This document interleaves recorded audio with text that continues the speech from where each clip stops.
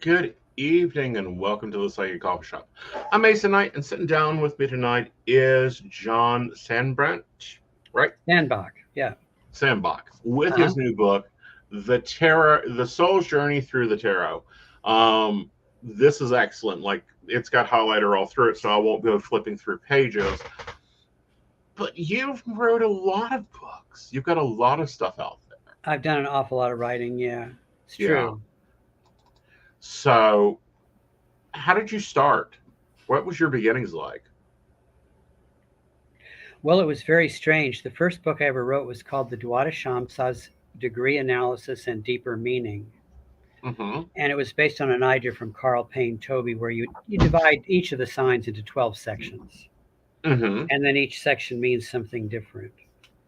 Okay. And I just started tuning into those sections and writing about them until I had written about all 144 of them. And then I won't go into trying to get it published. It was difficult, and it was a letdown. It was just difficult working with publishers, getting their attention even. Anyway, Ray Merriman, who was a very well-known astrologer back at that time, this was in the early 1970s, he called me up one day and he said, that book you showed me at that astrology convention that you wrote, he said, have you found a publisher for it yet? And I said, no. And he said, well, I'm going to start a publishing company, so can I publish it? I said, sure. Wow. So he was my first publisher. Right. And, that's the way a lot of books had to go about being printed back when the late 80s. Yes. Yeah. Because there was two publishers at the time that would touch New Age? Yes. Yeah. The story of me, of Inner Traditions publishing Soul Journey Through the Tarot, I think is humorous. What happened was I thought I wanted them to do it, and I looked up Simon & Schuster. Inner Traditions is a division of Simon & Schuster. And I looked up online, and Simon & Schuster has this self-publishing platform where they help authors do self-publishing. So I set up with a consultant with them. It's free. And I said, I don't really want to self-publish this. I said, I want Simon & Schuster to publish it. And he said, well, I'll tell you what your main problem will be, and that's getting their attention. And so anyway, I said, well, I have an old friend, an astrologer, who has published one book with them. And the guy said, he said, have that guy recommend your book. He says, that's a way of getting their attention. So I hadn't talked to that person for a long time. His name's Elias Lonsdale. He's a great astrologer. So I called him up and I said, Elias, would you recommend my tarot book for Simon & Schuster to publish? And he said, sure. He said, the way I got it published was through my friend, Richard Grossinger, who is a consultant for Inner Traditions. So he gave me Richard Grossinger's number. I called him. He said, send me the book. To make a long story short, it was like 10 days later, they were looking at it. Wow. Yeah. And they rejected it. I'm sorry. I'm wrong about this. They didn't reject Soul Journey Through the Tarot. They rejected this book, the Circular Temple book. Really? Yes. And the reason they rejected it is because they like to publish things that are 100,000 words or less. That's the size. The size of Soul Journey Through the Tarot is 99,000 words. So it's just under the wire for their size limit. Well, the Circular Temple is 2 volumes, Mm-hmm. and it's more than 100,000 words each volume. Right. So they didn't want to publish it for that reason. So when I found out they had rejected it, I felt very let down. And Richard Grossinger said to me, "Oh no," he said, "you have other books. Submit another one." Mm-hmm. So I did. I submitted The Soul Journey Through the Tarot, and they accepted it.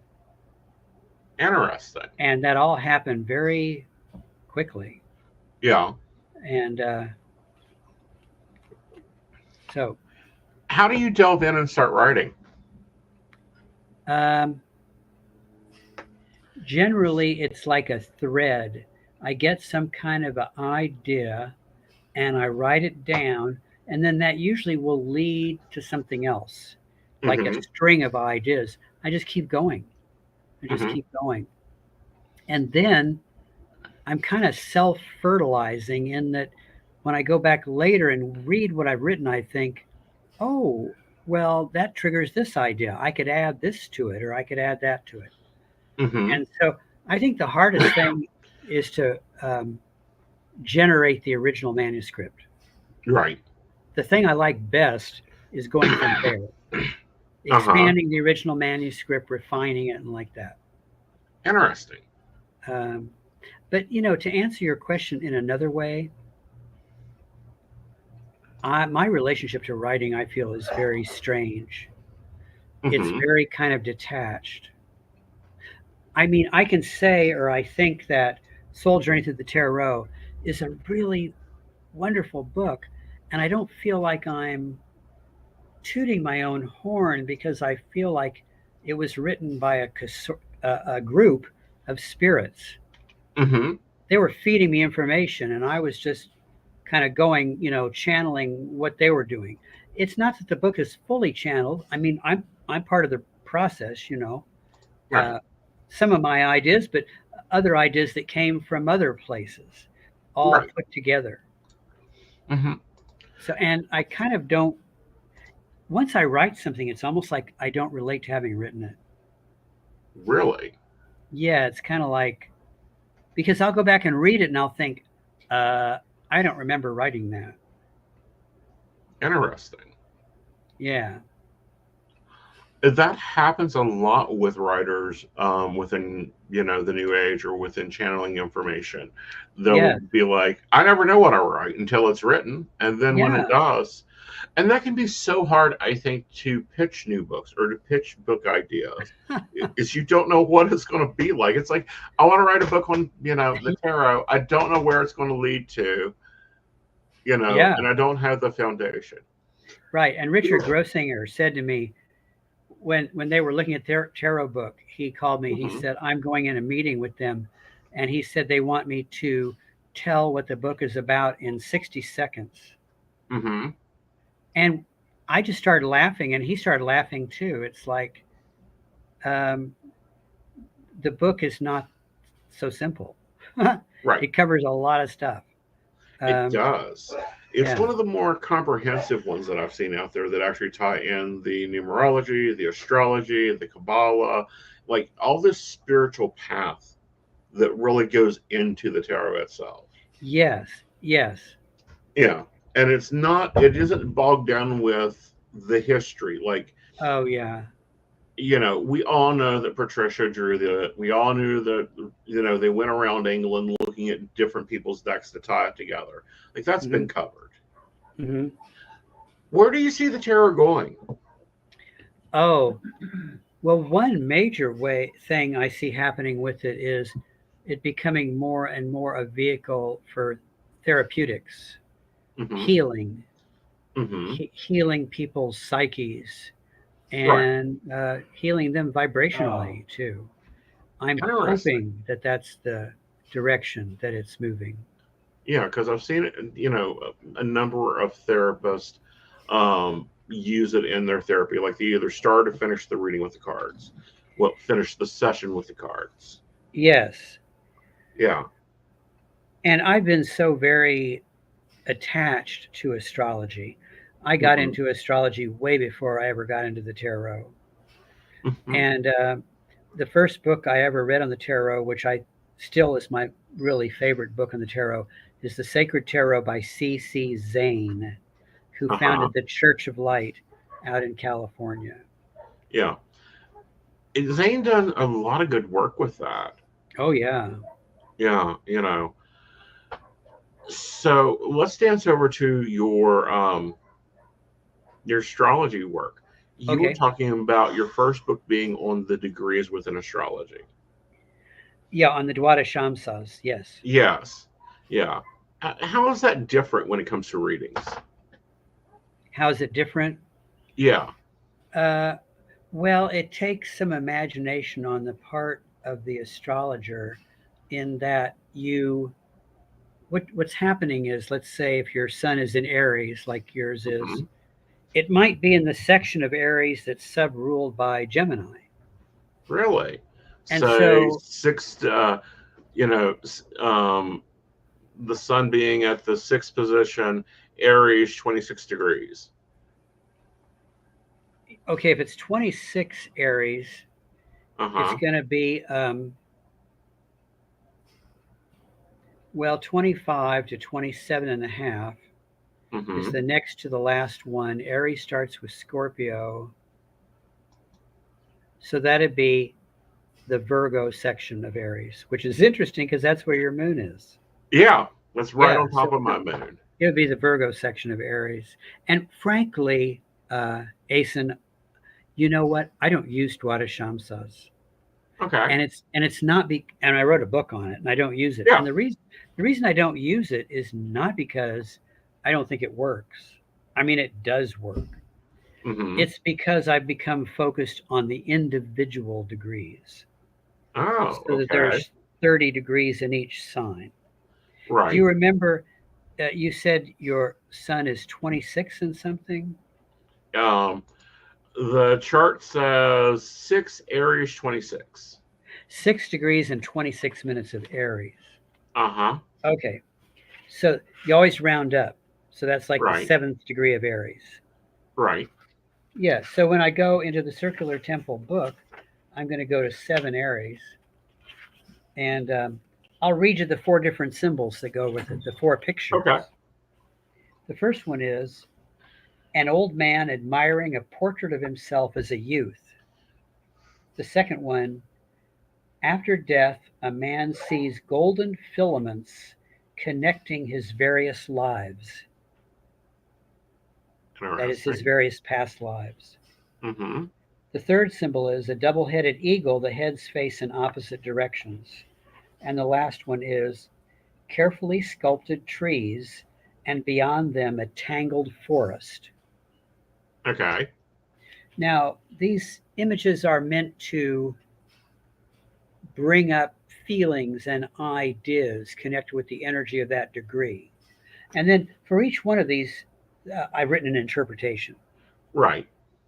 So you can tap into it intuitively on your own, Mm-hmm. or if you need help with that, you can read my interpretations. Right. And Yeah, I think that that's an interesting way because I've seen not many astrologers cover stuff like that. Normally, they're very like, this is how it is, this is what it is. It can't be anything but this. And we see right, that in the tarot too. right. I think there's a whole psychology behind that, where when people go to a counselor, they want to feel like that person knows what they're talking about. Mm-hmm. So then, if that person comes up with information that's very kind of cut and dried and definite, Uh-huh. it it's almost like it's meant to instill confidence in the person receiving it. Right. Um, I think um, my readings are a lot more open than that. They Well, have I an think they openness. are. Right. And your writing style has that way too. So the person reading it can take into that information and then process it and go, okay, so how Yeah. does this really play in? Yes, and it doesn't mean that when I work with someone that I'm like always vague or something like that, because I will start getting psychic impressions about that person and about the chart and whatever, and I can get very emphatic about what I'm Mm-hmm. feeling. You know. Okay. So, which So image do you think is the more pertinent one towards me? just now, as I was reading them, Uh huh. um, after death, a man sees golden filaments connecting his various lives. Mm-hmm. And what I've written about that symbol is you sense the sublime reality of your spiritual self. You deeply recognize and understand all sorts of subtle and complex connections and realize that all of them serve the purpose of evolution. Very cool. I like that. Yeah, so you have I would think you have a kind of a golden perceptiveness, Mm-hmm. and you probably feel many, many connections between things. I would think probably more than you can even express because they come to you so fast that maybe, and there's so many of them that Mm-hmm. it's hard to it would be just very difficult to try to express all of them, you know. Right. And that's kind of why I use the tarot in my readings, is so that I can focus at the stream that we're going on. Yes. Yeah, very much so. So, you know, with the soul's journey through the tarot, you take it through different views, like the court cards. Like, guys, this is not just okay, here's the Six of Swords. The card helps you see clear about your goals and, move on to your, what position. This is actually a workbook in a way, from my viewpoint. Yes. Yes. And it was meant to be that way. You know, this book was originally, it was a correspondence course. Really? Yeah, back in the days before the internet, and it was advertised as a correspondence course in the National Enquirer. Okay. And then Okay. all the lessons of it were put together in book form. Wow. And the biggest criticism of it when it was first published under the title The Golden Cycle, a Text on the Tarot, the biggest criticism was that it was kind of awkward to try to find things in it, like it wasn't well laid out or structured. And I think that's true. So then, before I submitted it to Inner Traditions, I Hmm. restructured it. Okay. And then I was very lucky to get this editor. Her name is Liz Perry. She did a Hmm. fabulous job carrying that restructuring forward. Hmm. She made the organization even finer and Right. really brought the book to life through all that she did in Yeah. connection with it. And you know, this was a weird writing project for me because I'm used to just like writing a book, Right. whereas this was like rehabbing an old house. It was published in 1976, and Right. then now today it's 2023. That's like 50 years ago this book was first written, Right. and so rewriting it was like renovating and rehabbing an old house. Did you find it harder? Yeah. Yeah. Um, There were things I because wrote that I didn't agree with anymore. right, and that came from your own understanding. But also, did you find like some of your examples would not fit anymore? Oh Because I yeah, find that a sure. lot with like some of my tarot references when I in my tarot course that I teach is like the Parent Trap is now a classic. Like nobody, like when I first wrote the interpretation, that was the hottest movie then, and now it's like the what? I have to go look Oh that yeah, movie right. up. That kind of thing happens. Yeah, so it's good to keep updating. Yeah, and then and we were talking pre-show about how astrology itself has changed since you Oh began doing my. astrology. Yeah. Tell them how you used to start working a chart. How I used to start working a chart, Yeah, like back in the 70s. I'd have a formula. I studied the book The Essentials of Astrological Analysis by Mark Edmund Jones, and Okay. he had a routine he followed, and so Hmm. I wrote out his routine, and I did that because it bolstered my self-confidence. Hmm. I feel like if I was following that routine, I was grounded. I had some things tangible to kind of work with. Right. Uh, Nowadays, I just feel very confident to just dive into a chart if it's like a big pool and Hmm. just swim down and look around and see what's there and move Hmm. around at will, you know. Yeah. What? But now you also use software, like most Yes, astrologers. I do. Yeah, I use Sirius, Oh. Sirius. Hmm. Yeah. I use same company. I use Kepler. Yeah, Kepler's great. Yeah, I like Kepler. It's great for producing what I need from it. Yes, and I What? like the head of Kepler. He's such a nice person. He's a fine Yeah, person. he is. Um, but now, and I think that now people like they think when they look at astrology that it's just their horoscope, and it's like, oh no, there's a Yeah, whole different right, world there. right.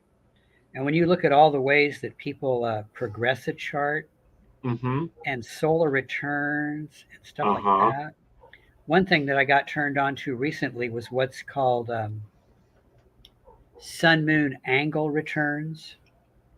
Okay. And what that is when you were born, the sun and moon were a certain distance apart. Right. Well, every month, that same distance between the sun and moon happens. Okay. And if you do a chart for that, it functions like a lunar return. In other words, it's a renewal of a cycle. Mm-hmm. And I had never heard about that before. I just learned I that a hadn't couple of months either. ago. Yeah, Yeah. And what's its effect? it's like a lunar return, but I think it's more it's like spiritual based. A lunar Interesting. return seems more outer world physical based. Right. And the Yeah, lunar return is a lot more about how you see the view. right. Okay. So this is more like how you see yourself. Yes. Okay. And how you Interesting. experiencing yourself as evolving, what you're going through. Interesting. That's wow. That could also explain a lot of cycles that people experience in their life. Oh You know. yeah. And later, if you want to talk later about this, uh, Mhm. your Kepler program will do those sun moon angle returns. It's Yeah, very they easy, will. you know. Yeah. Yeah, and so it's great to look at.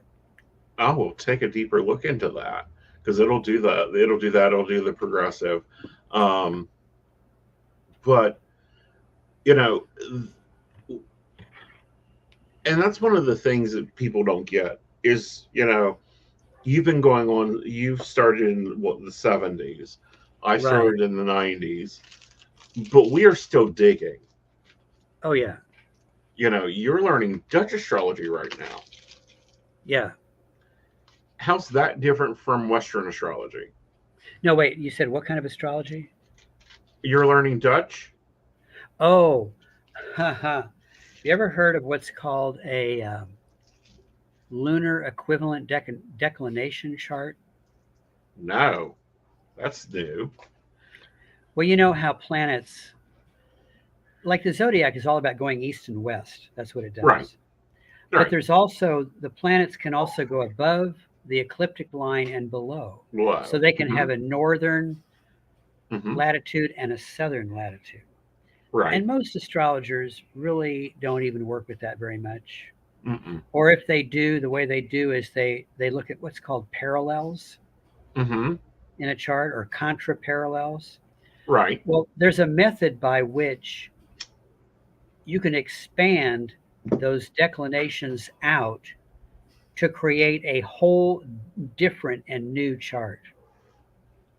And once again, in your Kepler program, Uh it's huh. programmed for that. Wow. And I have a friend in Wales named Paul Swan, who is Uh a huh. wonderful astrologer. And he turned me on to those. And it Hmm. just blew my mind because it's like those charts are, they show things that the other chart doesn't show. I mean, Yeah, I don't think they're not better or worse. They're just different. It's they're like opening a different. door into a whole different realm. Right. Well, Paul has gotten to the point where that's all he's doing now is working with those charts. Right. And I think they're great. And well, so the Dutch Interesting. astrologers use those. And then the Dutch astrologers use this thing called the black moon. Now, that's not Black Moon Lilith, that's something else. This Right. is what they call the black moon. And it's the point where the sun gets farthest from Earth. Hmm. And it's around 14 of Cancer, and it moves very, very slow. It's kind of like Interesting. galactic center moves slow. And so they Hmm. use that point, and then they use the squares to the nodes. They make a big deal out of that, and all these Hmm. different things. And when I talk to Paul, I feel like he's put one of those blender things in my ear and done and turned it on, and my brain's just like, whoa, Whoa. Yeah. I can't. And it's wonderful, but it's like, and it's very mind opening. But so many people, they want something that's more simple and manageable. Right. And none of metaphysics is. Ultimately, I totally agree with you. Yeah. I mean, none of metaphysics is. You But take those. Go I for it. do I do like one thing that the Kabbalah says, and I don't know who said it. One of those, Hmm. uh, rabbis who had reached enlightenment said he was talking to some student, and the student was saying, "Oh, but all this stuff you're teaching me, it's so complicated, and there's so much to it, and there's so many levels and layers and all this stuff, and I just can't take it Hmm. all in." And the rabbi said, "Well, you can always just go back to the basic simplicity of it all. And what that is God is love." Hmm. He says that covers all your bases. He says, really, if you really get into that one, he says that's all you need to know. Hmm. I think that's great. I think that's fabulous. Now, let's talk about the Kabbalah for a little bit Okay. because, correct me if I'm wrong, but shouldn't doesn't the Kabbalah have like a specific like you should be at least in your 40s before you study Kabbalah? That's what they say. Yeah. Of course, I make Yeah. joke about that. Okay. I can look at you and say, well, he's probably around 67,000 years old. I think he's ready. Yeah. you know, I Yeah. mean, I'm kind of including up past lives too with that. Yeah. So yeah, Yeah. you don't have to be 40 in this body necessarily. I don't think. Right. But why do you think they've put that in there? Well, I think those ideas in there are so complicated that it's really easy to get kind of twisted with them Hmm. and to come up with twisted, strange ideas that are kind of off the path. Hmm. And I think they want to try to make sure that's not going to happen.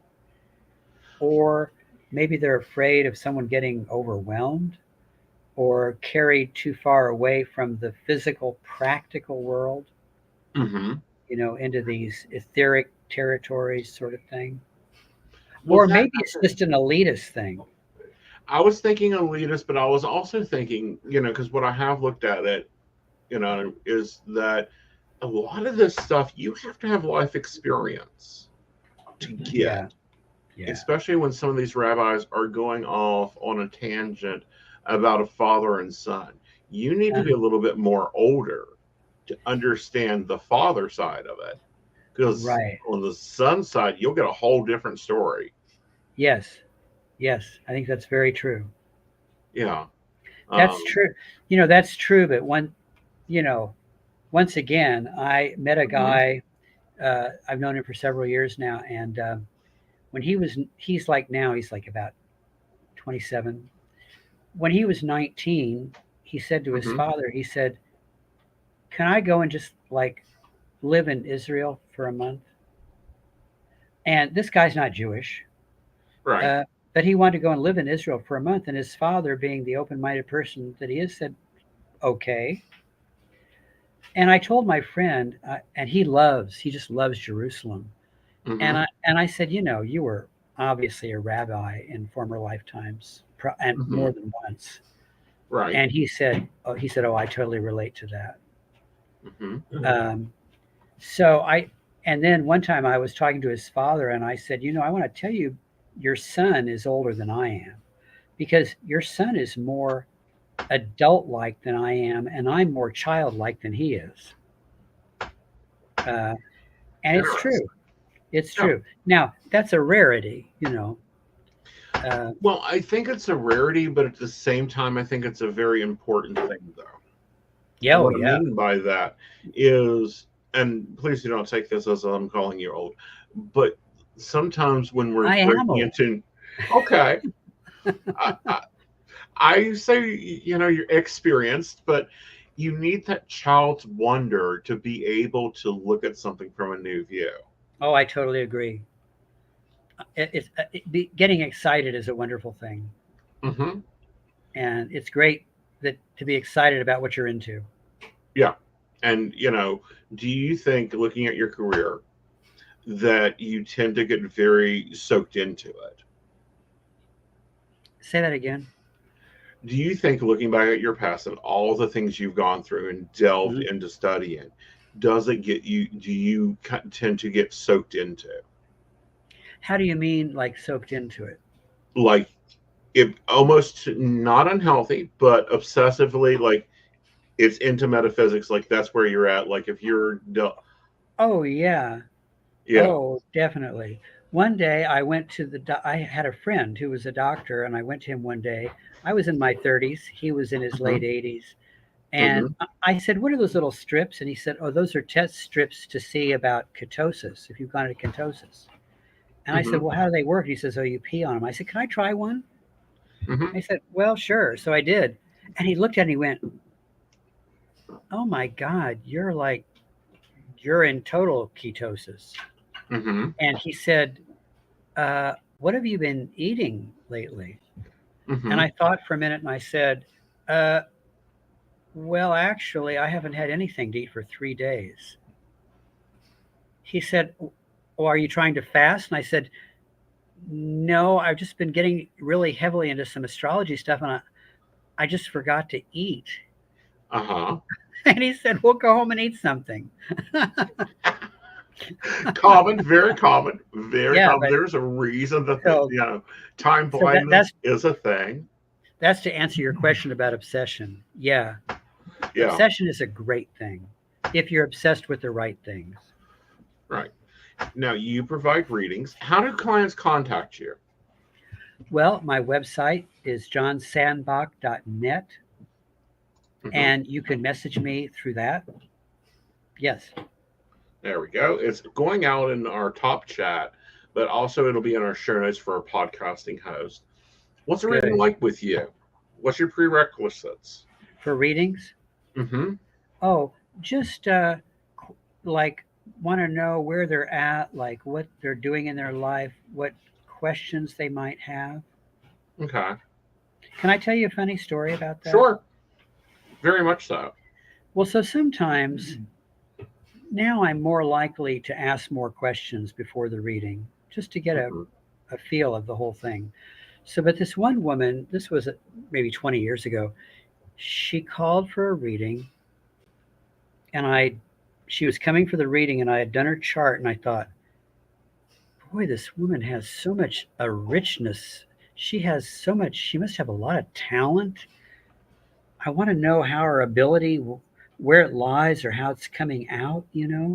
She's Hmm. just like has this wealth of stuff. It's just wonderful, and she just looks like such an interesting person.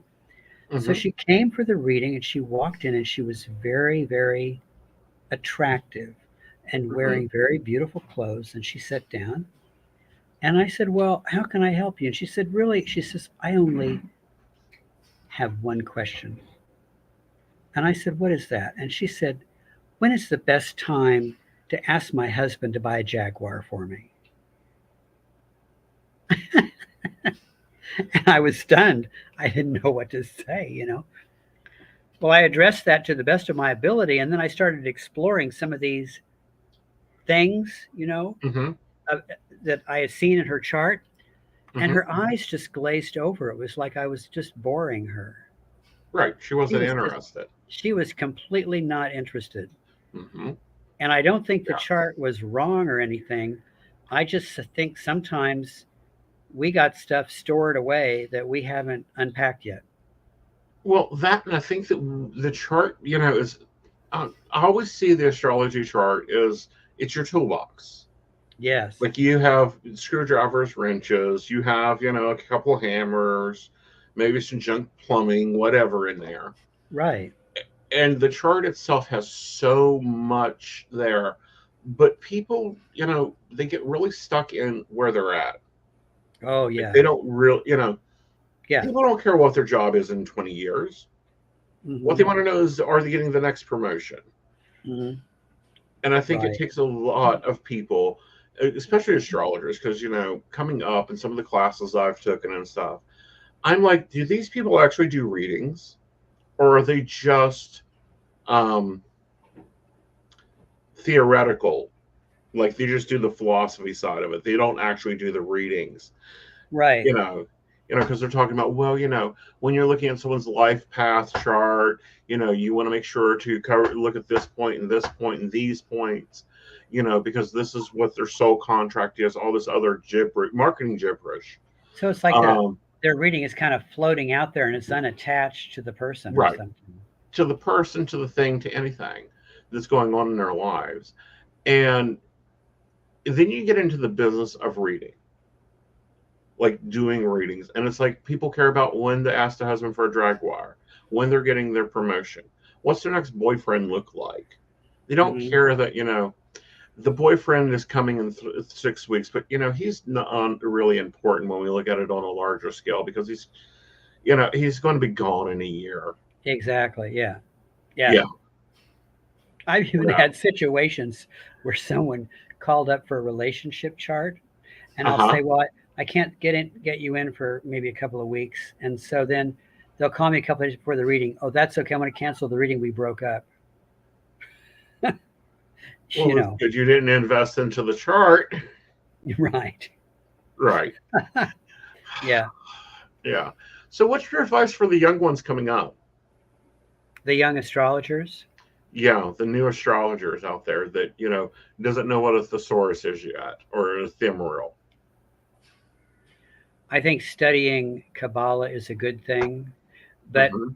I don't mean, you know, I don't mean the type of Kabbalah that's real technical. Mm-hmm. Uh, Read books by Rav Berg and look at the Kabbalah Center in New York, those people, Mm-hmm. because they're bringing spirituality down into a practical level in a Very cool. very beautiful and simple way. And I love that.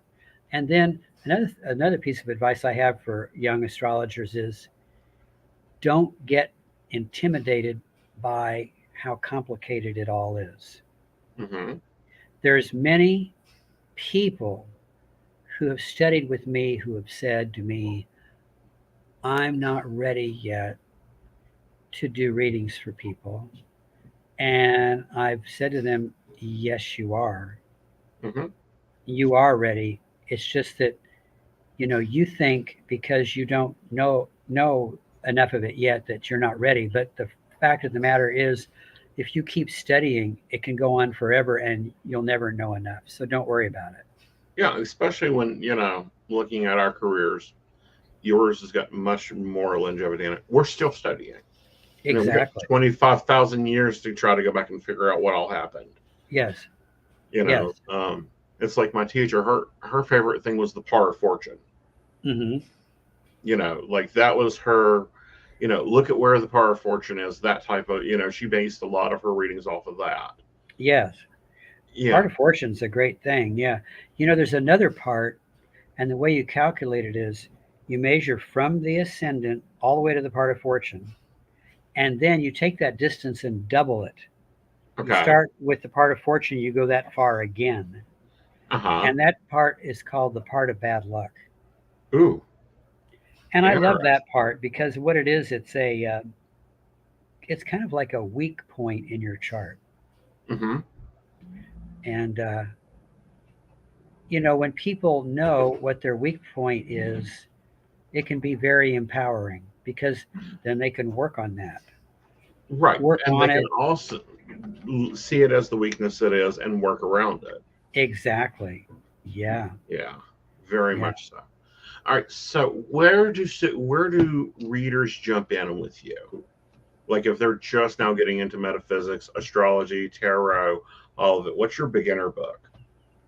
Oh, you know what? Soul Journey through the Tarot, and I'll tell you why. I think what it says in the major arcanum sections of that book about the Mm-hmm. planets and signs Mm-hmm. provide a really solid grounding in the meaning of those energies. Interesting. And when they have that, and then I also wrote another book called um, blanking out. It's called Manual of Astrology, and it's on Kindle. Mm-hmm. Get it right now.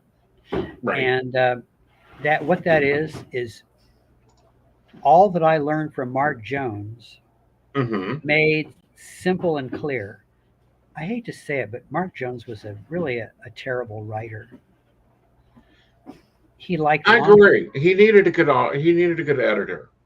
yeah. He used big words and long sentences and that Mm-hmm. kind of thing.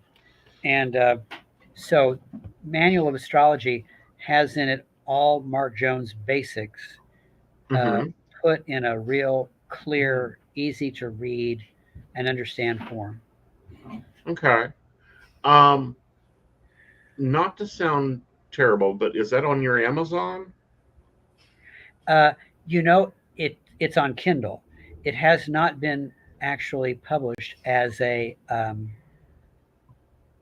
hard copy book. That's on my list of things to do. But Okay. but actually, Paul Swan, the Mm-hmm. man in Wales, that astrologer, Mm-hmm. what I want to do with that book is make it open ended. In other words, Ooh. I just want to fill it with Right. techniques. Right. And so we're thinking that it's going to be a multi volume book. I'm thinking it would have to be because Yeah, there's so many techniques there. right. And I don't know, of all these things I'd like to do, I don't know what I'm going to get around to and what I'm not. All of it that you need to. Well, yeah, I hope some of it might not be in this particular body. I might have to take on another one. Mm-hmm. Um, but I have Moon in Libra, so I Mm-hmm. have a strong couch potato streak in me, Mm-hmm. lounge lizard, and so That's called creative time, darling. That's what we yes, label it in the planner. yes, yeah, yeah, right, right. I love that way of thinking about it. Yeah. Um, I was but trying to make a confession, but you saved me from it. it's that's what I label it as. It's creative time because you've got to Yeah, sit and no, I like decompress. that. Yeah.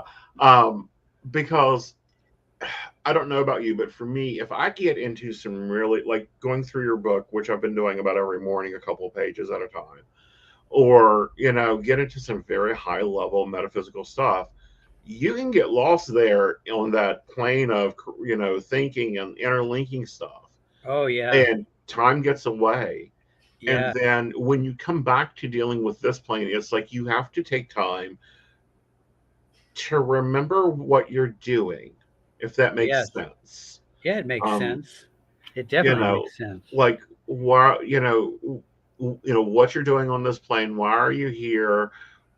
What's in front of you, that type of thing. Almost Exactly, like coming out of a trance. exactly. Yeah, very much so. Well, darling, thank you so much for stopping by. Please stop by when your next one comes out. Well, I will be most happy to, and thank you so much for having me on your show. I really enjoyed it, and I really enjoyed enjoyed talking to you. having you. Yes, it was been lovely, darling. I'll see you again soon. Okay, thank you very much. You take Thank you. care. You Okay, too. okay, bye. Hey everybody, Lady Gwendolyn here from Rowan Temple of Light, and I'm here to tell you about our events this summer. First up is Beltane in the Hills, May 13th, and that is from 1 to 6. We have entertainment, we have a bunch of vendors, we have a fairy photo shoot. It's going to be exciting. You having any questions, reach out to Earth Magic or to myself. After that, we have Central West Virginia Pagan Pride, August 19th. That's at Holly Gray Park from 11 to 5 for the day. And we will have Sarah Masters coming down from Pittsburgh to be our keynote speaker. We have some great classes for that. So if you want to get involved, reach out to Rowan Temple of Light at Gmail, or just follow us along on Facebook at Rowan Temple of Light, and we look forward to seeing you out in the community. See you there. Welcome back, Goblins! My name is Jason, and I am the host of the Esoteric Book Club, a podcast that examines titles on the magical, paranormal, the mysterious, and the strange.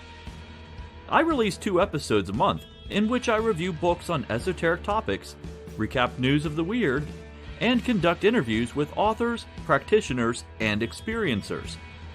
The Esoteric Book Club can be found on every major podcast service, or can be streamed directly from esotericbookclub.org.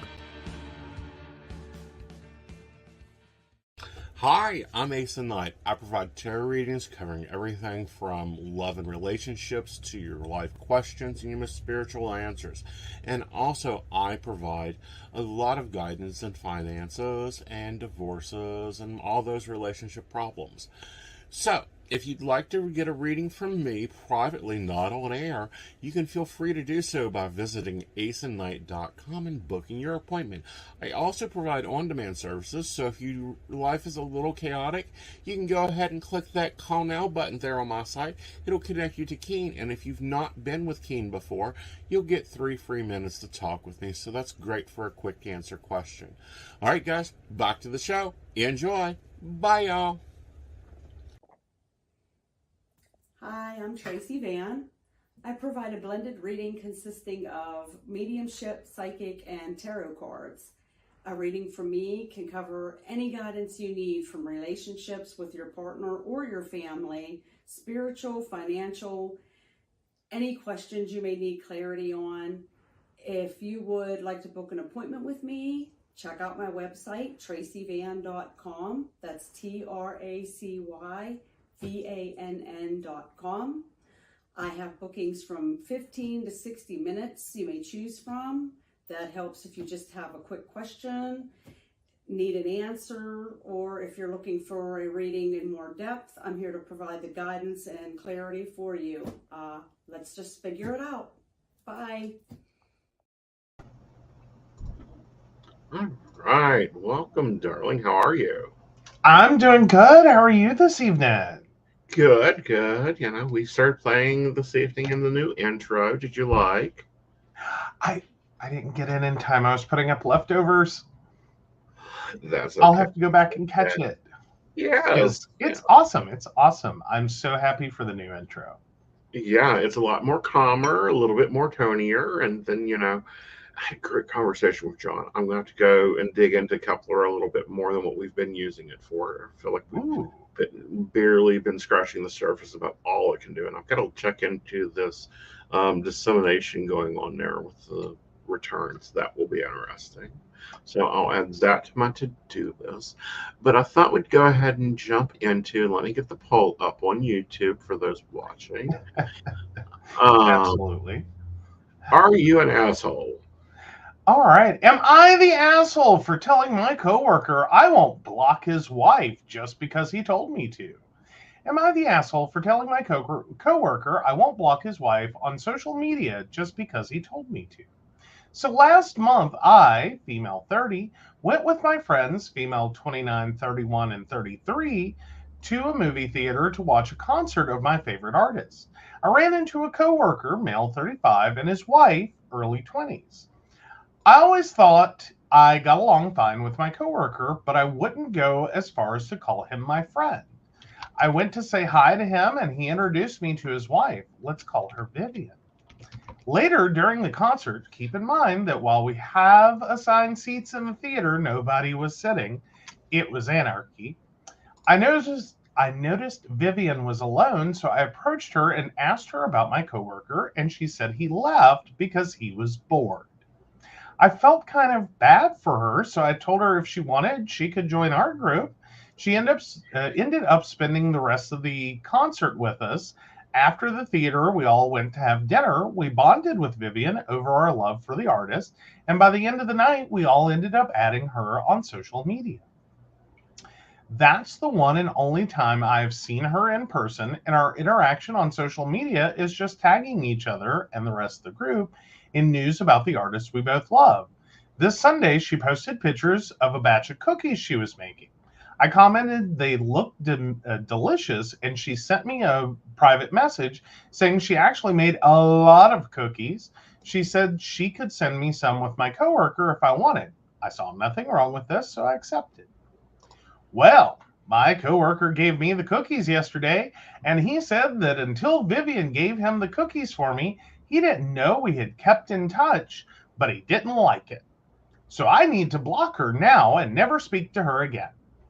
This caught me by surprise. While we have never been friends, we have always been polite to each other, and I can't think of a reason why he would want me to block his wife.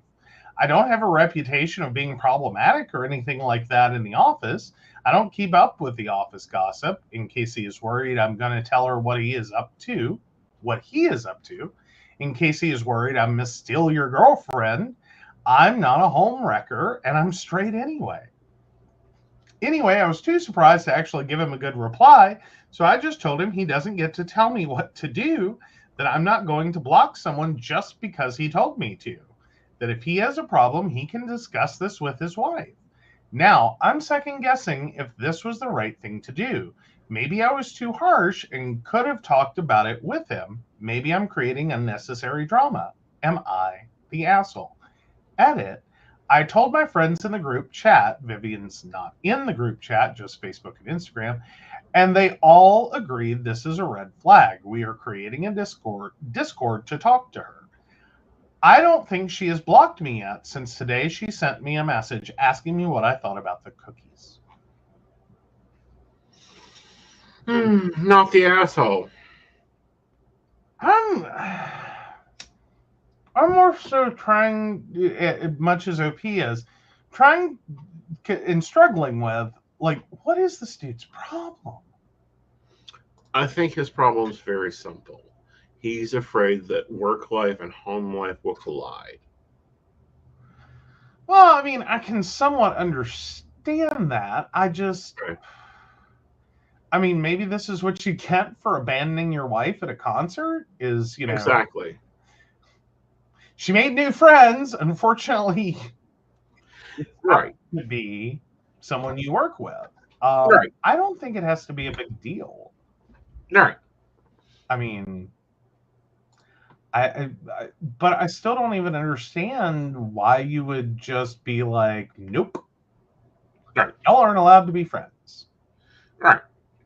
And why you would approach your coworker first. Right. Like, that's weird. Like, I don't know. I think I'm with them. There's red flags everywhere, and I'm going to go with not Right. asshole. Right.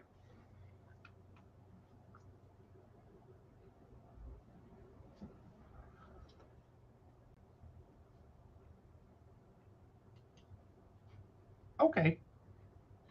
Yeah. Yeah.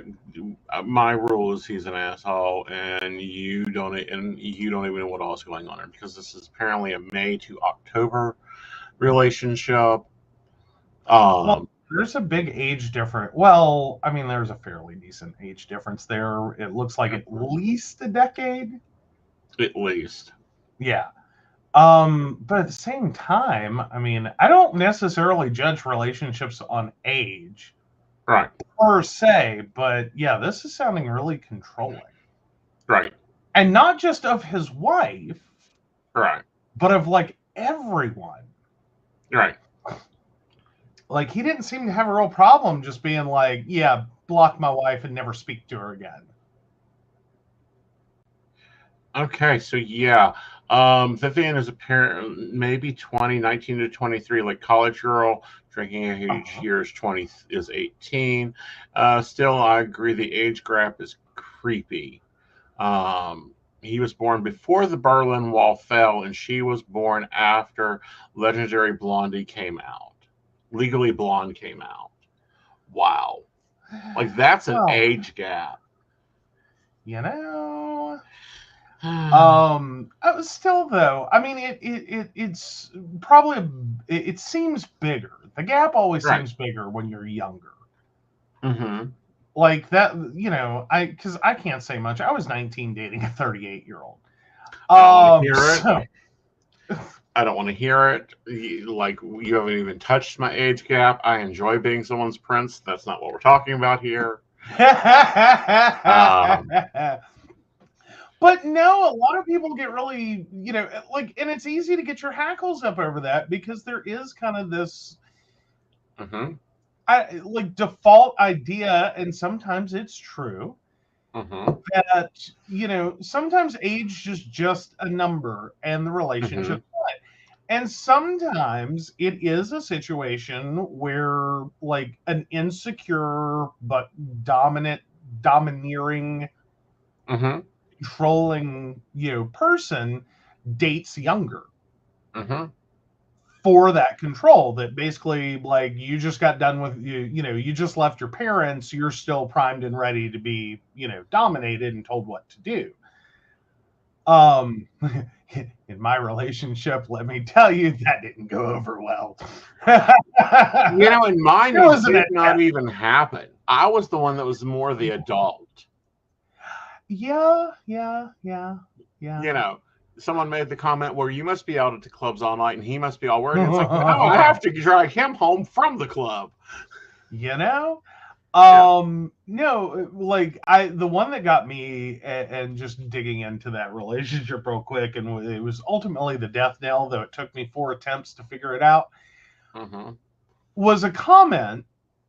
And by the way, this is the ex that made the rule of X's are X's for a reason. Yes.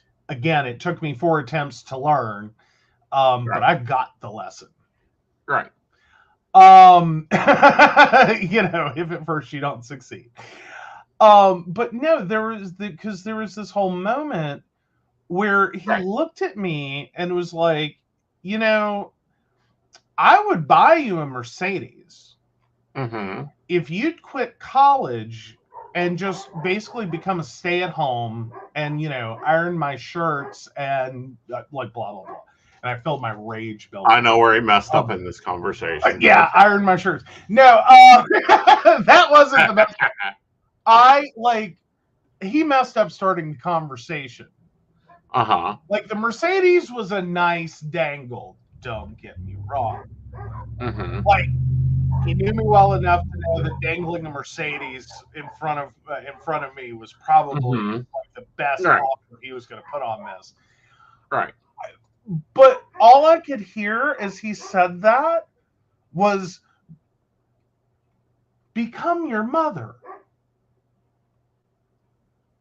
And I'm like, oh, hell no. Yeah. Like, because I look back a little bit on my mom's life, and I recognize the fact that she kind of got roped into a relationship, and didn't get the education she could have gotten. She didn't get the opportunity she could have had. She was kind of left in something of a professional career limbo. Like, it would have taken a lot for her to have left this relationship and become self-sufficient. There was going to be a big gap there. And all I could hear when he said that was, become your mother. And I'm like, no. Like, no. Like, if that's what you think this is going to be, it's never going to happen. Right. And that should have been my red flag. And when I left, it was not. It took a few more events and things happening before it finally clicked with me. And I'll say my ex was not a horrible human being, but he had ideas that I didn't agree with. Right. And he was looking for something I ultimately was never going to provide. which was the stay-at-home, stand by your man spouse. Right. And it was like, yeah, that's not me. Right. You know what I mean? Not in that like total, like, just devote your entire life to fluffing my pillow and ironing my shirts and cooking my meals, and you just, don't worry your pretty little head about these things. Yeah. See, I could have took that one at the time when I was dating Princess. Ooh, I didn't. I did not take that well. That was, the screaming I did on that one. Just my head exploded. Mm-hmm. Oh. Technically, he never brought it up again. Like, literally, said it once, never said it again. But then there were other things that kept happening, and every time I just came back to, he's looking for something you don't offer. Right. You're just not the dude. Mm-hmm. Like, he wasn't a horrible person. He like, I truly don't think he was a horrible person. Right. But horrible for me. And I think that's a distinction we don't often make in relationships, is that like, we look to try to cast people as horrible people to justify why, the relationship didn't work, why we're leaving, why we won't date them again, blah, blah, blah. And it's like, yeah, I think that becomes a really ugly game to play. Some people are horrible human beings and run. Other people, it's like, you're horrible for me. Mm-hmm. Like, you are a drug that I cannot afford to drink. Or a poison. Mm-hmm. That if I choose to drink this, it's not going to go down well. Right. But that doesn't mean you're inherently a bad person. You're just looking for something, or needing something, or wanting and expecting whatever. I don't want to do that. Mm-mm. Not me. Nope. Sorry. Wrong door. Try a few doors down. Like, there's got to be someone interested. Mm-hmm. Good luck. But it's not me. Right. And it was a really hard thing for me in that situation to try to deal with this idea that, because, I mean, this is early 2000s. Right. Like, we were really getting heavily fed on this. Well, of course you leave someone who cheats on you, and of course you leave someone who beats you, and of course but in any other context, it's like, well, you're crazy. Like, they're a decent human being. They're employed. They work. Right. What's your problem? Like, Miss can't be satisfied. You know what I mean? Like, there was still this mentality. Right. And it took me a while to really reconcile that, like, no, some people just, no. Right. I don't hate him. I don't wish him ill. I don't have him in a jar in the freezer. You might, but I don't. For the record, no, he is not in a jar in the freezer. I don't have to worry about him. He is not a black hole. True. But no, I will say that's, if you want to talk about like the May December thing, that's sometimes part of this.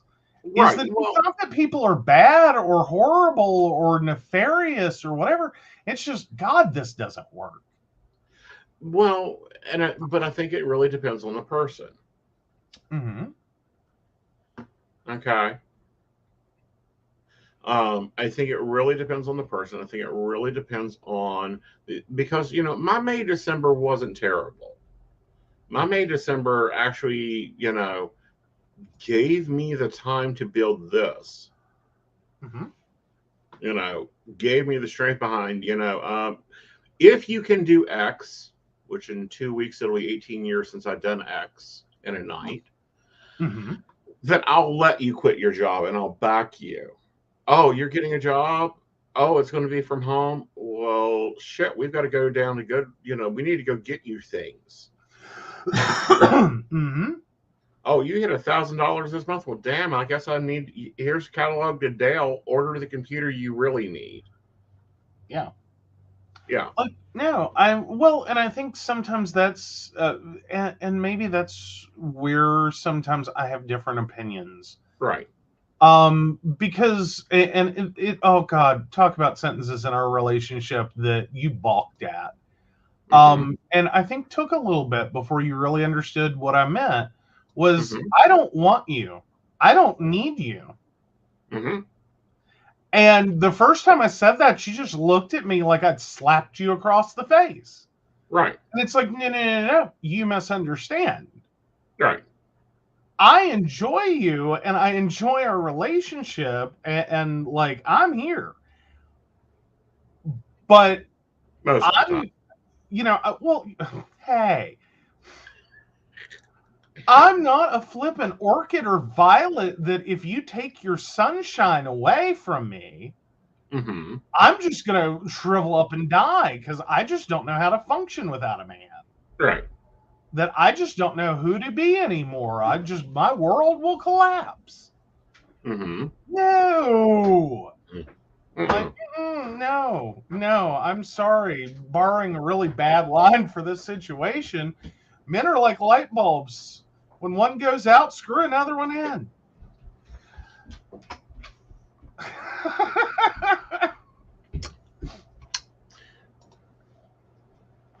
Doesn't mean I don't love. I do. I'm just saying that, like, if this didn't work out, if this wasn't going to work out, you weren't beholden to me because, like, oh my God, he just won't survive without me. Oh, please. You'll survive all right. What? Nothing. I feel like you have more there. No, go for it. Because I know that's a really rough sentence. Well, it's not really a rough sentence. It's more so a sentence of, and just because the light switch may have gone out doesn't mean you don't replace the receptacle of the light switch. Fair enough. Oh. All right. We have a Shannon with me, okay? Right. Don't feel bad, Joe. The hubby had the same reaction from me, LOL. I don't need you. I choose to have you around. That means I'm not obligated to have you around. I assume the same about you. And that was ultimately, and has been, like, my guiding idea of relationships, is this is a choice. That it should be a mutual choice, not a dependency. Right. But, back to the question at hand, choosing your friends. I'm thinking at the time, how many friends of yours have I said, I think there's two, and both of them were black holes, and I didn't even say at the time. I just said, yeah, you continue that, and we're going to have issues.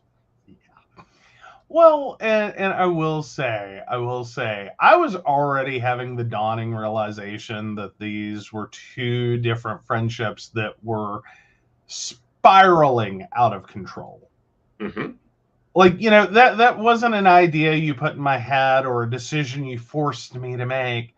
I think you probably put a spotlight on it and went, like, if you want to know what your problem is, right here, buddy. And I have appreciation for that. But it wasn't like I hate all your friends. It's like, no. You do well with most. Yeah, with most. Like, most of your friends I've gotten along with, even the ones that we have a really different ideology with. And you've had some moments where it's like, I like them, but I'm never going to their home again.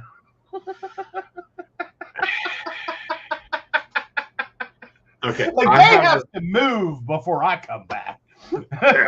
And they did. They got a wonderful home in a lovely subdevelopment with beautiful fireplace. Like, they upgraded lovely. And I have a reason to go to Texas now. Yeah, not Texas. Texas. No. Alabama. What are you smoking? They moved to Texas. They did not. They did too. They did not. Like, do not tell me I F this up and they're in Alabama. I will be so flippin' mortified that I got that wrong. Oh, they did not. I swear to God, I read Texas.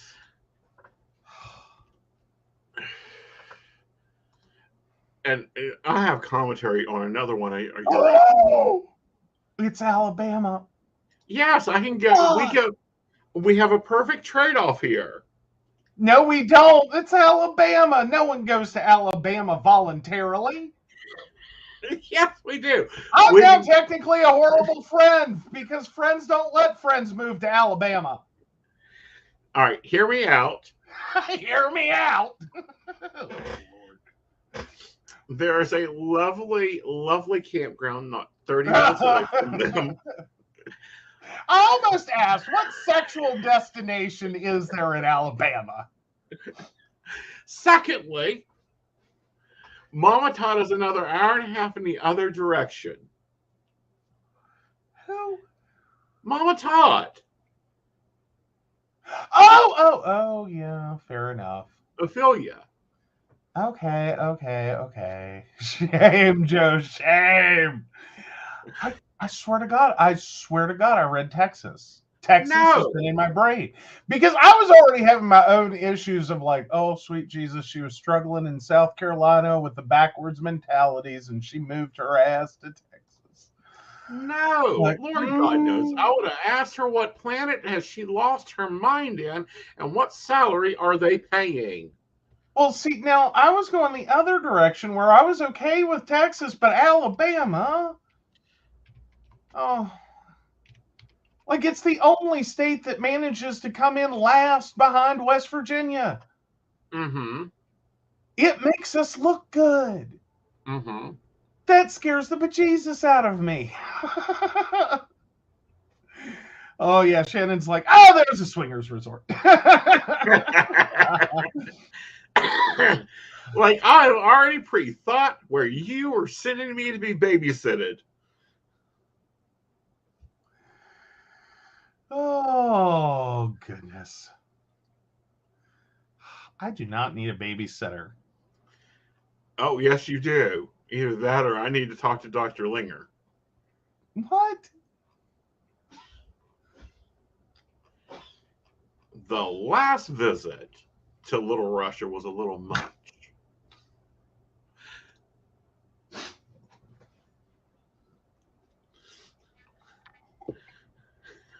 I can drive myself, and God knows I will be doing the driving if we go anyway.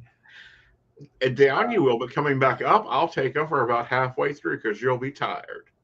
Oh, bull. Has occurred every trip. Oh, please. You're talking about driving from Summersville to Oak Hill. It is not the world's greatest kick it in the driveway imposition. I am talking about driving from North Carolina to West Virginia. Okay, yeah, that one's a little bit of a trip. And my biggest problem being, and anyone who's made that trip specifically knows, there is this section of road between Winston-Salem and Wytheville, Virginia. God, it'll put you to sleep. It is my lullaby. I don't know how I haven't died there. I don't wake up until I get into that, and it's not technically all the way to Wytheville. It's technically until you get to Fancy Gap. Right. Because then it's like the impulse to live kicks in, because if you don't, you will die. You'll careen off a cliff, Thelma and Louise style. And that's where I wake up. Right. Like, for my safety and others, I am pleased with that. Right. Like, I'll switch back with you in Wytheville. I'm good. But that one stretch, that key. Well, overall, I don't mind driving. The only reason you drove to South Carolina and back was because you were afraid that I would do the trip the way I used to do the trip in 3.5 hours. No, I was kidding. Well, technically, I was bear napping you. Yes. It seemed wrong as your kidnapper to make you drive. We Well, could again, maybe at Lizard Landing Camp. Exactly. That's what I was saying. I was at least making sure we got where we were going. If we changed directions on the way back, things happen.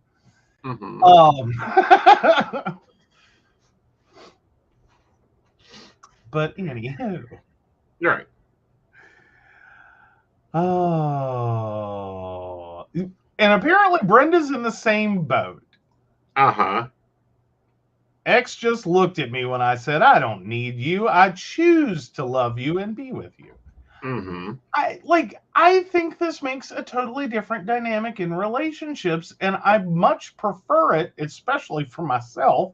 Maybe other people need, but to this desperation concept of any man, just lock on, or any relationship will do.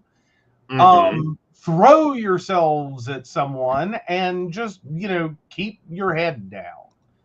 All right, so let's go over to relationship advice. The poll is up on the Aeson Knight YouTube. You can vote if he's the asshole this week or not. There we go. So, all right, my 26 male girlfriend, 25 female, didn't tell me she was on antidepressants. We have been living together for 2.5 years. At the start, everything was great and the honeymoon phase was incredible, lasting probably the first year or so. We still have amazing days, lots of fun together, and a good sex life, but over the last year, I've noticed things have started to change in her behavior and getting progressively worse over time to the point where sometimes it feels unbearable. What started out as initially her being an appropriate level of nervous or anxious before important days and events, where me being supportive would help, has quickly become being brought to inconsolable tears before getting up to go to work, routine events, or seeing friends and family. Her anxiety levels mean that now when I am out of the house working or doing activities, she will usually be sitting worrying at home, texting me and waiting for me to get back. This often means household chores and decisions grind to a halt when I am out at the office or playing sports after work. I'm not used to cohabitating with someone who is this depressed and anxious and have been struggling to give her the care she is unintentionally demanding, basically full time since she only works part time and is home the rest of the time. The increased stress from having to constantly put out emotional fires is burning me out and making me feel like a counselor or a therapist. That, combined with having to pick up the majority of the household work and financial responsibilities, are putting a strain on the relationship. The more worrying fact for me is that last week she told me that she was on antidepressants when we met and stopped taking them shortly after.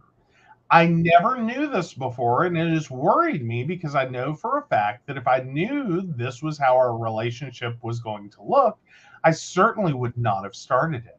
I care about her so much, and I have been trying to urge her to seek help from therapy or counseling, but I'm afraid things might not get better, and I might somewhat be enabling her by trying to support her.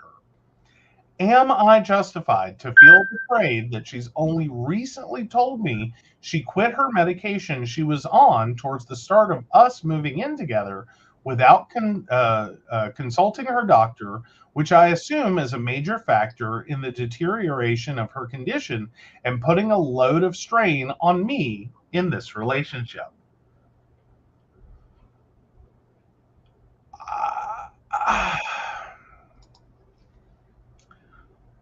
I'm struggling with some word choices here, and I'm trying to give someone a whole lot of grace as I read this. Okay. Well, like, on a very non-professional, you bring up a point with all the wrong words. You have a problem. it's not, I think, the one you think you have. Right. But fundamentally, where you're at is reasonably where you're at, no matter how you word it. Right. The fact that there's a lot of different ways to say some of the things that were said here, and on some of them, I'll say I think you've got the wrong end of the stick.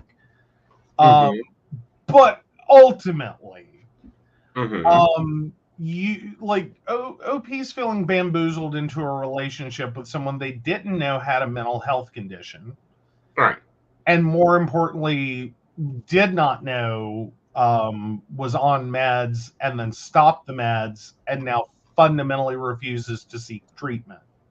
Right. And ultimately, the relationship that they were presented with in the beginning isn't the relationship that they are in now. Right. And they are really punched to find out that this could have all been very, very, very different than what it has become. Now, on that front, lots of rephrasing. Like, take it away, I think. See, this is what I see happening a lot with people that have depression or anxiety or bipolarism. Is they get into treatment, they're doing medication, they're taking that, their life is good, they're keeping that balance. They think they found the solution to the problem, i.e. new relationship. So they stop taking the meds, stop doing the therapy, stop going to the treatment.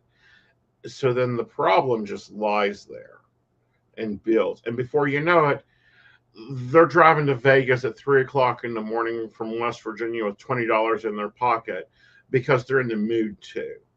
Or they go right back into that depression after that dopamine load of honeymoon, new energy relationships the brain adjusts to. Okay. So I think that, one, that was a very bad decision for her to make. Two, I think that if she'd stayed on her medication, he would have been fine. Well, and it also gets into the somewhat bigger debate. Is one, when do you tell a significant other, oh, by the way,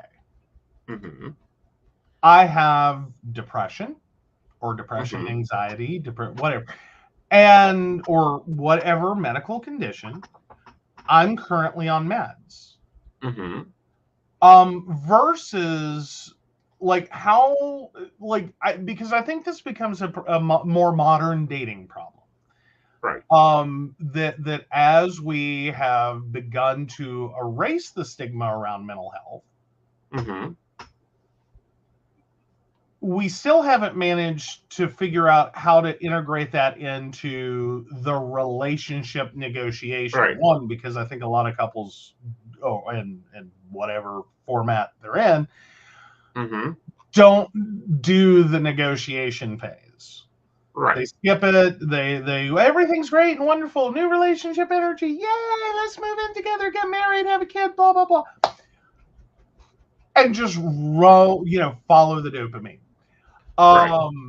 And don't really stop to talk about things, figure out what their values are, discuss any long-term medical complications, major life events that would be good to know.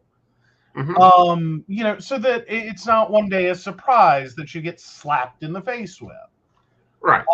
That like, oh, by the way, I've had a felony.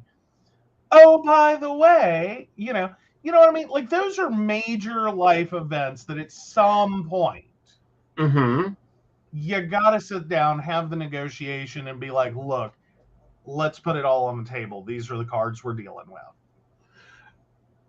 Like, this is our deck. Right. These are all the cards in it.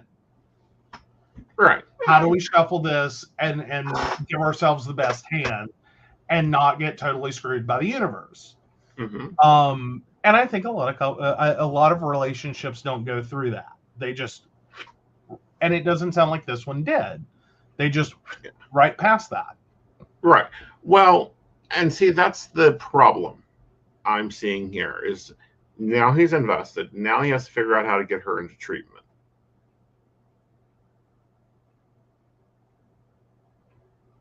Do I think that he has a right to be betrayed? Yes. But I think the betrayal is of self. Like, I think he wants to put a lot of this on her. Like, dump the whole thing on her. And while it is her medical condition, she didn't disclose that. She didn't disclose her medication, from she was on meds to I stopped taking meds. Technically, those actions are on her. But if you want to talk about the bubbling cesspool, that as a couple, you didn't do the work. Right. And everything was great until it wasn't. And then it was a cesspool. And then you've just been, sitting in it like a fucking sauna. Right. Till, oh, by the way. Right. Now we're going to talk about it. Now we're going to try to deal with it. Now we're going to try to, now that we are, at literal, like we are sinking, the sewage is going up our nose. We're going to try to deal with it. Right. And it's like, yeah, this is why it's important to have that conversation. Right. But also it's important when you're in dating to quickly take a look there and to quickly go, okay, so you were taking pills last weekend when you were over. You didn't have a cold then. Why are you not taking them now? Yeah. Well, but now I do think Shannon brings up a valid point. Because there are some situations in mental health where meds and birth control, or the lack thereof, or actual activity of trying to become pregnant, and not harm the baby, require you to go off meds. Right. But I still think that jumps to the conclusion that there was enough of a discussion about their planned future together that there was an impetus to go off the meds. I don't even think there was that. Right. Like, I think at best they were, like, OP says, in this honeymoon phase, which was incredible. Right. And they just latched onto that, thought this is the way it's always going to be. Right. And rode it to its exhaustion point. Like, right. And then here we are. Now, how do we unscrew the pooch? I think the only thing you have is you're going to have to make the demand. Because this is one of the few exceptions I have to making demands of your partner, which generally speaking, I think is a horrible thing to do. Right. I don't really like the ultimatum concept, but I think fundamentally, no matter what you do, the ultimatum's there, whether you speak it or not. Right. So go ahead and speak it. Either you go to the doctor, you start your therapy back, and do that with under the care of a medical person.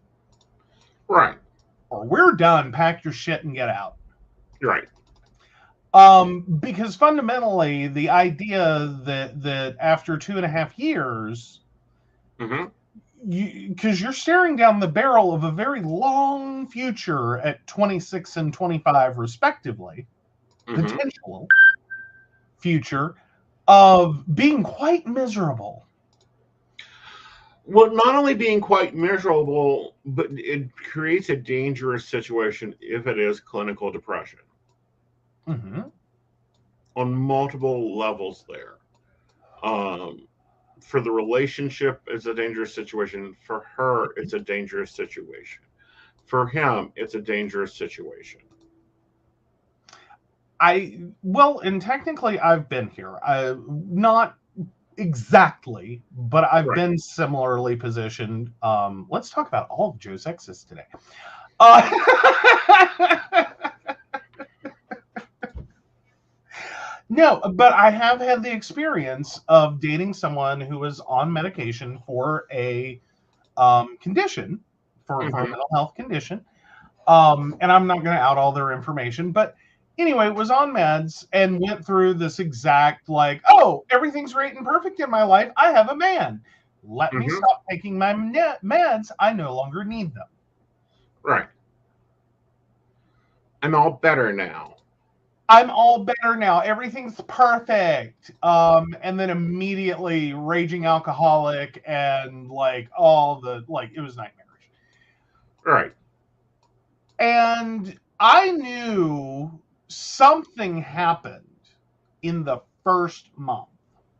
Mm-hmm. I didn't know what it was. Mm-hmm. I didn't catch it. We were doing long distance. You know, they were there for limited amounts of time. I didn't really make the connection of like medication bottles. Right. Like, I don't know. I don't actually ever remember him taking his meds. Right. Like, I don't have a clear memory of that at any point in our relationship. But I can very clearly tell you when he stopped. Right. I know that night. And then I know that the about 2 weeks later, I don't know who the hell I was dating. Right. It wasn't the person I started dating. Right. And it was just this insanity. And it was like, I want out. Mm-hmm. Like, this isn't, nope, I don't like this relationship. No. This is not going well. Right. And I got cornered in the threat of their suicide. Mm-hmm. Because every time I tried to bring up, like, I'm done. Mm-hmm. I can't do this. This. And please be with me when I say these words with how I mean them. This is insane. Right. As in, I don't appreciate what my life has become. This doesn't make any sense to me. This isn't a mutually beneficial relationship. This is a hostage negotiation, and you're not willing to pick up the phone. Right. Like, you know what I mean? Like, that's where we were at. Is like, this is a wild ride, and you just need to sit down and shut up. It was my role. Mm-hmm. And so I knew about a month in, done. Mm-hmm. This isn't working. I don't like this relationship. We were together for 14 months. Mm-hmm. It took me 13 months to get to a point that threat was lesser than my desire to no longer be in this relationship. Right. Because our last fight, they made the threat, and I said, do you need help? Like, do you need me to buy something? Because quite frankly, I don't care. Mm-hmm. Get out of my life. Right. And I've always struggled with that one. Like, there's a higher version of me that goes, well, I learned a lot. All right. You know, like, I learned a lot of things about myself in that 13-month span. A lot of things I wasn't quite comfortable with and have had to talk about a lot. But I also still have this regret that I sat there for 13 months and didn't get it. Right. Until like I finally found out what the problem was somewhere around like 7 or 8 months. And I still like couldn't figure out how to take that and do anything with it. So I definitely feel for OP. I feel for you, dude. And I know that with my relationship, a large part of it was no, we didn't. We got together, we didn't talk about the things. And we just kind of shot into this fun, happy relationship, and this is going to be great. Yeah. And it very quickly was not. Right. And a lot of things occurred. And I really had to push some limits and boundaries of myself. Right. to get to a point where I had to save myself. Mm-hmm. And like, if I can help you not die, like my ex, if I can help you not die, I'll try, but it's not going to be at the cost of me. Right. Like, I had to start making priorities. Right. And it's like, you're less than me in this moment. Right. Which is a really shitty thought to have about your partner. Side note. And it means things are really ugly when you start thinking and like you literally have to get it on paper to work it out in your brain that like I care about me more than you. Right. And like, see, that's the important part there is to always making sure that you're putting yourself first and your own mental health first before taking on the other issues. Now, my advice is you have to set them down on demand. Like, there is no question you're going to the doctor within 2 weeks and getting medication. I am done with this shit. And then you're going to have to do what I call nannying. And that's where you make sure they fucking take their medication, because there's a natural element in mental health that people stop wanting to take the medication. I will say there's a lot of people that are very med resistant. Mm-hmm. As in they have a resistance to taking their meds. They don't want to. Right. And that is sometimes part and parcel of the problem. Right. Is getting people to understand, like, you need this. Right. This is going to help you. Yeah, it has horrible side effects. Yeah, it sucks. Yeah, it's life. Get over it. Take it and go on. Yeah. There's that. But then there's also the reality that, you know, that's a temporary solution to a long-term issue. Mm-hmm. And understanding that, like, you can do that for a while. Yeah. You know what I mean? Like, but there's a time clock on that. Mm-hmm. Because that becomes a secondary set of problems. Right. You are not your partner's mother. Debatable. Sometimes you have to be the mother. Sometimes you have to be the logical one that says you either take your meds or I'm out. Because I love you when you're on your meds, but when you're off your meds, you're a son of a bitch. That's a little different.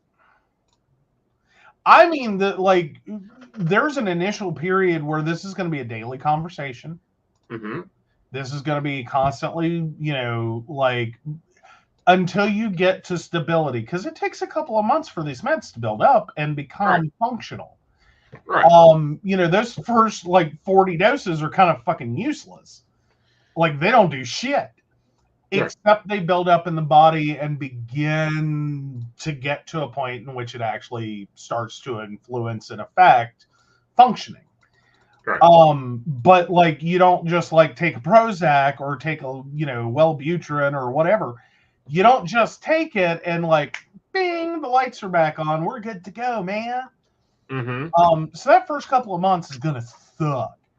Mm-hmm. And that's about the shelf life of it, is that that's the level in which you have to be on it. Right.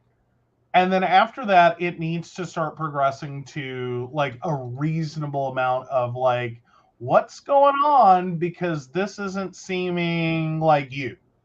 Right. And having the awareness of, without being like, well, you sound crazy right now. Are you taking your meds? Mm-hmm. Basically look at someone and be like, you're not acting like yourself. What's going on? Like, do we have a med problem? Or are you overwhelmed? Like, what's happening? And that should be your functional maintenance level. Right. And then you have to decide for yourself, how many times are you going to do this? Right. Like, is this a one-shot deal? Like, we're going to put you back together this time. Mm-hmm. You go off the meds again, you're on your own. Right. You're on your own. Like, I will not do this again. Right. And I think that's an important line in the sand to have. A lot of people don't like that line, but that's a line that you need to have, especially when, you know, it is not only affecting your relationship, but it's affecting your life. Right. Well, and you have to at least, and I'm not saying one time is the gold standard and that's what you ought to do. Mm-hmm. I'm saying you have to know what's your limit. Right. You know what I mean? Like, if this is an every year occurrence, if this is an every couple of year occurrence, are you going to be okay? Mm-hmm. If this happens again in your relationship, are you going to be okay? Mm-hmm. Or are you literally gonna be done? Right. Like, this has been a hard, and there's no shame here. This is about, you need to like, take it in, set with it, and figure out what your limit is. And Right. that is different for everyone. Some people will be there to pick you up every single time. Mm-hmm. Just, you go off those meds and on those meds and off those meds like it is a flippin' Disney park ride. Mm-hmm. They'll be there for it. All right. And there's other people, it's like, this is a one and done. Yep. We're going to go through this. I will go through this with you one time and one time only. Mm-hmm. The next time this happens, I'm done. Right. You're on your own. Figure it out. Not my problem. Right. And there's people in between. Some will go through it 2 or 3 times, 4 or 5. Like, but sit there and walk yourself through that every time. Like, are you done? Mm-hmm. Like, can you do this one more time after this? That needs to be your thought when it happens, is, can I do this one more time or am I done? Right. All right, guys. So let's get the poll and close that. Yes. Yes. In the poll. No, you are not the asshole. Woohoo! Ooh. I always like being not the asshole. Yes. I'm not sure how I feel about being stalked in conversations to get my friend code, but we'll find out more about that in a minute. No. Well, that's okay. You can just give it to me, and I will be glad to post it to the Patreon, and they can go over there and get your friend code. Yeah, speaking of Patreons, like, hi, Yes. you guys are missing out. Like, have you supported us? Have you thought about it? Have you gone to the website and viewed it? Like, let's I mean, we of course have to thank Beverly Walker, Mika G, Kathy, Mary Winfield, Brenda, Shannon C, Shannon D, Lady Gwendolyn, Charles Shaw, Tracy Van, Caitlin Bell, and Devin. And if you would like to find out more about us, or how you too can support the show and receive all the wonderful benefits our baristas receive, you can go over to pcsbnetwork.com. Like, hi, why aren't you there already? It's $1. We started at $1. Mm-hmm. Like, come on, man. There's chocolate gravy recipe now. Yes, that has to be posted up, but it's headed that way. Well, fine, but it's like, it's coming. Yeah. Like, it's worth $1. Yes. It is worth $1. Yes, and joining the community that we've built and the Facebook group that we built, and getting coffee memes all day to remind you to take in your necessary caffeine. Mm-hmm. And the With fun conversations we end up having, guys. Yeah. Like, Joe is worth $1. All right, guys, we want to thank you for joining us tonight. It was really great to have John on. She said Aeson isn't that cheap. I am devastated. Yep. All right. I love it. It's hilarious. Yeah. But with that, take it away. With that, we will see you Thursday night for coffee and tea. Don't forget Cauldron readings with Lady Gwen tomorrow night. I think she's doing 8 p.m. too. I don't know. She does this morning thing sometimes. She does this evening thing. No, Look for the notification. She's back on her evenings. She's 8 Okay. Yeah. Bring this name out. Hell, we all know he's expensive. Woo, I'm glad y'all know he's high maintenance. I thought I was going to have to tell some of you. Like, why do you think I'm out here asking for $1? I so have a vision of a shirt. Oh, I'm afraid. Talk about it in the break room. That way we get people to spend the $1. Well, no, and I'll talk about it to you so you can get the damn design going. Well, that too, but we'll talk about it in the break room. You have a reason to spend $1. Find out before it's a product. Yeah, we'll talk about it on the station meeting later this month. All right, guys, I will see you Thursday with Lady Gwen on Coffee and Tea. You guys have a great evening. We'll see you later. Bye. Bye.